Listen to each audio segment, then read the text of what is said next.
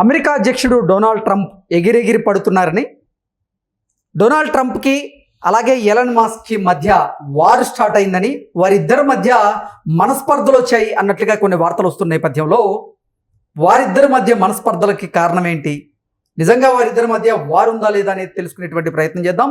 ప్రస్తుతం మనతో పాటున్నారు ప్రముఖ రాజకీయ విశ్లేషకులు, ప్రముఖ సీనియర్ జర్నలిస్ట్ సిఎస్ రావు గారు. సార్తో మాట్లాడదాం.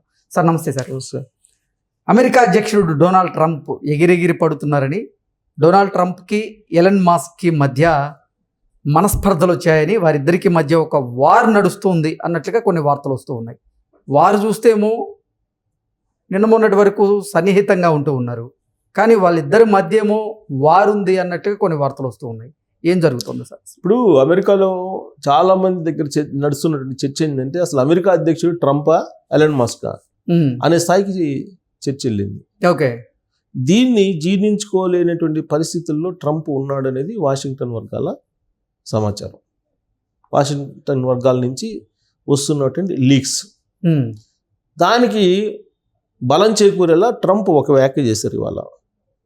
వాషింగ్టన్లో జరిగినటువంటి ఒక వైట్ హౌస్లో జరిగినటువంటి ఒక మీటింగ్లో, రివ్యూ మీటింగ్లో ఏమన్నారు అని అంటే, మస్క్ ఏం చెప్పినా కానీ అది నేను చేయాలి కదా, నేను చేయకుండా మస్క్ ఏం చేస్తాడు, నన్ను కాదు నేను చేయలేడు అని చెప్పి లీక్ అయ్యాడు ఆయన. ట్రంప్ మనస్తత్వానికి ఇంకొకరు ఆధిపత్యాన్ని సహించేటువంటి పరిస్థితి ఉండదు. ట్రంప్ ఎలాంటివాడో ప్రపంచవ్యాప్తంగా కూడా అందరికీ తెలుసు ఆయన మనస్తత్వం ఏంటి అనేది. అలాంటిది ఎలన్ మాస్క్ చేస్తున్నటువంటి ప్రక్రియ ఏదైతే ఉందో, ఎలన్ మాస్క్ ఓవర్లుక్ చేస్తున్నాడు ట్రంప్ని. అసలు అమెరికా అధ్యక్షుడిగా ట్రంప్ గెలవడానికి తానే కారణం అని చెప్పి తనకు తనే ప్రకటించుకునే పరిస్థితి వచ్చింది. తనకు తనే ప్రకటించుకున్నాడు కూడా. అంటే డొనాల్డ్ ట్రంప్ కూడా ఎన్నికల సమయంలో కానివ్వండి, తర్వాత కానివ్వండి, అదే ప్రయారిటీ కూడా ఇచ్చాడు. ఇద్దరు ఒకరికొకళ్ళు ప్రయారిటీ ఇచ్చుకున్నారు. ఎన్నికలు అయిపోయి ట్రంప్ గెలిచాడు. ట్రంప్ గెలిచిన తర్వాత సలహాదారుగా మస్క్కి అవకాశం ఇచ్చాడు, ఎలన్ మాస్క్కి. డోజ్కి సంబంధించిన మొత్తం పూర్తి బాధ్యతలు ఎలన్ మాస్క్ అప్పచెప్పాడు. డోజ్ యొక్క లక్ష్యం ఏంటంటే గవర్నమెంట్ ఎఫిషియన్సీ ఆఫ్ గవర్నెన్స్ అనే దానికి ఇచ్చాడు, డోజ్ ఇచ్చాడు. ఆ డోజ్ యొక్క లక్ష్యం ఏంటంటే మొత్తం ఫెడరల్ గవర్నమెంట్లో ఉండే ఎంప్లాయీస్ మొత్తాన్ని తీసిపడేశారు. 90 days మీరు దూరంగా ఉండండి అని చెప్పి మొత్తాన్ని అందరిని అమెరికాలో ఉండేటువంటి ప్రభుత్వ ఉద్యోగులందరూ దూరంగా పెట్టేశారు. మీరు అవసరం లేదు, మీరు వైట్ ఎలిఫెంట్ లాగా ఉన్నారు, మీరు అవసరం లేదని చెప్పేసి వాళ్ళ బదులుగా ఇప్పుడు ప్రత్యామ్నాయంగా అవుట్సోర్సింగ్లో తీసుకొని పరిపాలన నడిపిస్తున్నారు. ఇంకా కొంతమందిని తీసేయాలి అనేది ఆయన యొక్క లక్ష్యం. సో ఇప్పుడు ట్రంప్ని ఎక్కడెక్కడ వ్యతిరేకిస్తున్నాడు మస్క్ అని అంటే, ఇప్పుడు డోజ్ పెట్టిందే ట్రంప్. డోజ్ బాధ్యతల మొత్తాన్ని కూడా ఎలన్ మాస్క్ నిర్వహిస్తున్నాడు. ఎలన్ మాస్క్ చాలా అగ్రెసివ్ స్టెప్ చేస్తున్నాడు. దీంతో అమెరికా ప్రభుత్వ ఉద్యోగులు ఒక రెవల్యూషన్, ఒక ఉద్యమం లాంటిది వస్తుంది ట్రంప్ మీద వ్యతిరేకంగా. అందుకు వాళ్ళు వాషింగ్టన్లో జరిగిన రివ్యూ మీటింగ్లో ఎలన్ మాస్క్కి చెప్పాలి కదా, ఎలన్ మాస్క్ కదా మొత్తం డోజుకు సంబంధించిన వ్యవహారాలు అని వ్యాఖ్యానించినప్పుడు, ఎలన్ మాస్క్ ఎవరు, నేను కదా చెప్పాలి, నేను కదా చేయాల్సింది, ఎలన్ మాస్క్ ఎన్నో చెప్తుంటాడు, నేను కదా చేయాల్సింది అనేటువంటి వ్యాఖ్యలు ట్రంప్ నుంచి వచ్చాయి. ఇప్పుడు ఇవే అమెరికా వ్యాప్తంగా చర్చనీయాంశమైంది. అసలు వీళ్ళిద్దరి మధ్య ఎన్నికలు అయిపోయిన తర్వాత, ఆయన ప్రమాణ స్వీకారం చేసిన తర్వాత ట్రంప్ వచ్చినటువంటి మొట్టమొదటి అలిగేషన్ ఏంటి అని అంటే, మనం గుర్తు చేసుకుంటే, మనం ఆల్రెడీ రివ్యూ కూడా చేసుకున్నాం ఇంతకు ముందు. జనవరి 20వ తారీఖున ట్రంప్ ప్రమాణ స్వీకారం చేశాడు.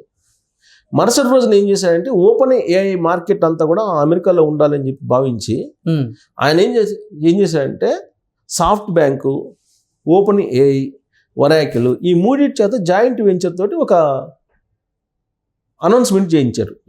దీని ద్వారా కొన్ని లక్షల ఉద్యోగాలు వస్తాయి ఏఐలో, ఇంకా రాబోయేటువంటి రోజుల్లో ఉపాధికి అసలు తిరిగే లేదు అమెరికాలో అని చెప్పి ఆయన ప్రకటించుకున్నారు సగర్వంగా ట్రంప్.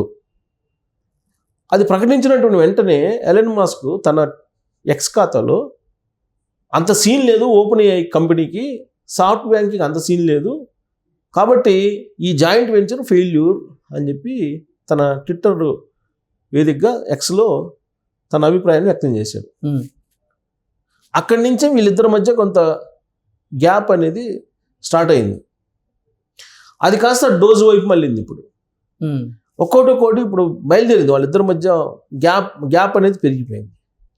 దీనికి అదనంగా ఇంకోటి ఏం చేశాడంటే దక్షిణాఫ్రికా మీద కొన్ని ఆంక్షలు పెట్టడానికి ట్రంప్ సిద్ధమయ్యాడు. ఇప్పుడు అన్ని దేశాలను కదిలిచ్చాడు. ఏది కదిలిచ్చాడు? మెక్సికోని కదిలిచ్చాడు, డ్యూటీ ఇంపోర్ట్ డ్యూటీ వేసాడు 25%. కెనడాని కదిలిచ్చాడు, 25% డ్యూటీ వేసాడు. చైనాని కదిలిచ్చాడు, 10% డ్యూటీ వేసాడు. పనామాని కదిలిచ్చాడు, పనామా భాగాన్ని. అది మాదే, మా ఆధిపత్యం కొనసాగాలని చెప్పి ఆయన చెప్తున్నప్పుడు అక్కడ ఉండేటువంటి గ్రీన్లాండ్ అదంతా మా ఆధీనంలో ఉండాలని చెప్పి చెప్తున్నాడు. అక్కడ ఉండేటువంటి దేశాలు కూడా యాంటీ అయ్యాయి. ఆ చుట్టుపక్కల అమెరికా దేశాలు కాకుండా ఇప్పుడు దక్షిణాఫ్రికా వైపు చూశాడు. దక్షిణాఫ్రికా మీద ఆంక్షలు పెట్టాలని చెప్పి అనౌన్స్ చేశాడు. దాంతో ఇప్పుడు ట్రంప్కి వ్యతిరేకంగా మస్క్ పావులు గదుపుతున్నాడని చెప్పి అంతర్జాతీయ న్యూస్లో వస్తున్నటువంటి అంశం. ఎందుకనంటే దక్షిణాఫ్రికా మూలాలు ఉన్నటువంటి వ్యక్తి ఎలన్ మస్క్. ఎలాగైనా దేశం మీద అయితే మమకారం ఉంటుందిగా. మిగతా దేశాలకి మీరేదో పొన్నేశారు, ఇంపోర్ట్ డ్యూటీస్ చేసి రకరకాల ఆంక్షలు పెడుతున్నారు. మరి దక్షిణాఫ్రికాని టచ్ చేసినప్పుడు ఎలన్ మస్క్ ఎందుకు కామ్గా ఉంటాడు? ఎలన్ మస్క్ ఇప్పటికి కూడా దక్షిణాఫ్రికా మూలాల మీద తనకి మోజు ఉంది. తనకి ఆ జన్మభూమికి సంబంధించినటువంటి మూలాలు ఆయన్ని వెంటాడుతున్నాయి. అందుకే ఈ మధ్యకాలంలో రాబోయేటువంటి రోజుల్లో అమెరికా ప్రెసిడెంట్ ఎలన్ మస్క్ అంటే కాదు దక్షిణాఫ్రికాకు సంబంధించినటువంటి అతను, కాబట్టి అతనికి అవకాశం లేదని చెప్పి కూడా అన్నాడు. అతను కూడా నాకు అసలు అవకాశం లేదు, వద్దు అని చెప్పారు. కాబట్టి ఎలన్ మస్క్ సొంత దేశం మీద ఇప్పుడు ట్రంప్ కన్నేశాడు దక్షిణాఫ్రికా మీద. అది జీర్ణించుకోలేని పరిస్థితిలో మస్క్ ఉన్నాడని చెప్పి తెలుస్తుంది. ఇదొకటి ఇలా ఉంది వీళ్ళిద్దరి మధ్య ఇలా ఉంటే అందరికంటే కూడా భారత్ సేఫ్ అనుకుంటున్నారు. ఎందుకంటే ఇంకా భారత్ని టచ్ చేయలేదు అనుకుంటున్నారు. ఇప్పుడు యుద్ధ విమానాల్లో అక్కడ ఉన్నటువంటి భారతీయులను పంపించడంతో టచ్ చేశాడు. ఇలాంటి పరిస్థితుల నడుమ నరేంద్ర మోడీ గారు అమెరికా వెళ్తున్నారు. ప్యారిస్ సమావేశాలు ఉన్నాయి ఈ 2-3 రోజుల్లో. ఈ ప్యారిస్ సమావేశాలు అయిపోయిన తర్వాత డైరెక్ట్గా నరేంద్ర మోడీ 5వ తారీఖు అమెరికా వెళ్తున్నారు అంటున్నారు. 5 కానీ 7 అనుకుంటా, 5 కానీ 7 కానీ ఇంకా టెంటేటివ్గా ప్యారిస్లో ఉంది. ప్యారిస్ మీటింగ్ అయిన తర్వాత ప్యారిస్ నుంచి డైరెక్ట్గా అంటే అమెరికా వెళ్తారు.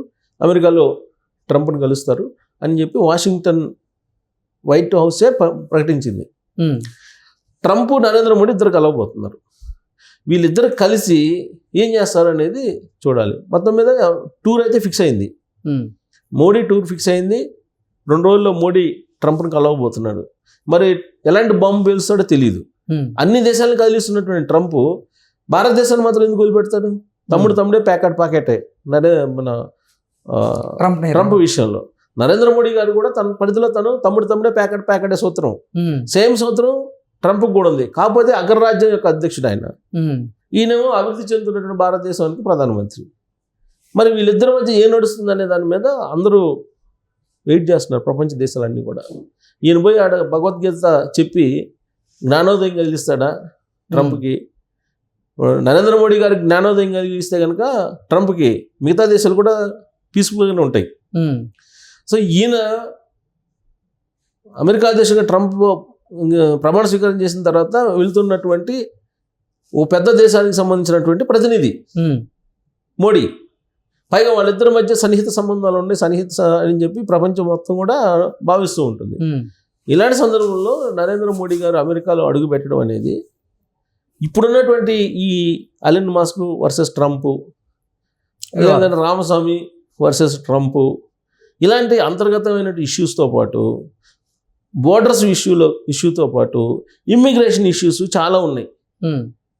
భారతీయులకు సంబంధించినటువంటి ఏఐ మీద కూడా కాన్సన్ట్రేషన్ చేశాడు నరేంద్ర మోడీ. ఏదైతే కలలు కంటున్నాడో దాని మీద కూడా అని చెప్పేసి ట్రంప్ మీద ఉన్నటువంటి అనుమానం.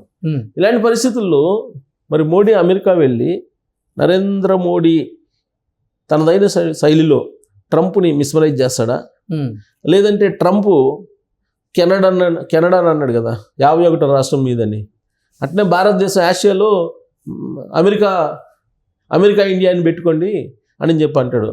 ఆంగ్లో ఇండియన్ లాగా అమెరికా ఇండియన్ అని పెట్టుకోండి అంటాడు అని వెయిట్ చేస్తున్నారు అందరూ. వాళ్ళిద్దరు భేటీ మీద ప్రపంచ దేశాల యొక్క భవిష్యత్తు, ప్రపంచ దేశాల్లో అమెరికా పాత్ర దీని మీద కొంచెం ఆధారపడి ఉంది. అందుకే వీళ్ళిద్దరు భేటీ గురించి అందరూ వెయిట్ చేస్తున్నారు. ఇదే సమయంలో మస్క్ రివర్స్ అవుతున్నాడు. ఓకే. సో మస్క్ రివర్స్ అవుతున్నాడంటే దాని వెనక్కి కూడా కారణాలు లేకపోలేదు. ఓకే. దాని వెనక కూడా చాలా రామస్వామి, మస్క్ వీళ్ళందరూ కూడా డెమోక్రటిక్ పార్టీ మూలాలు ఉన్నటువంటి వాళ్ళు, భావజాలం ఉన్నటువంటి వాళ్ళు. రిపబ్లికన్ పార్టీకి వచ్చారు ఇప్పుడు రకరకాల కారణాలతోటి. మరి ఇండియన్స్కి డెమోక్రటిక్ పార్టీస్ తోటి కొంత లింక్స్ ఉన్నాయి. మరి చక్రం తిప్పుతున్నారా? నరేంద్ర మోడీ గారు వెళ్ళిన తర్వాత అమెరికాలో ఉండేటువంటి పరిస్థితులు, అమెరికా దేశం ప్రపంచంలో ఉండే అనేక దేశాల మీద వ్యవహరిస్తున్న తీరు, నరేంద్ర మోడీ వర్సెస్ ట్రంప్ లాగా వెళ్తుందా, లేదంటే కొంత సఖ్యతగా ఉంటారా అనేది చూడాలి. ఓకే.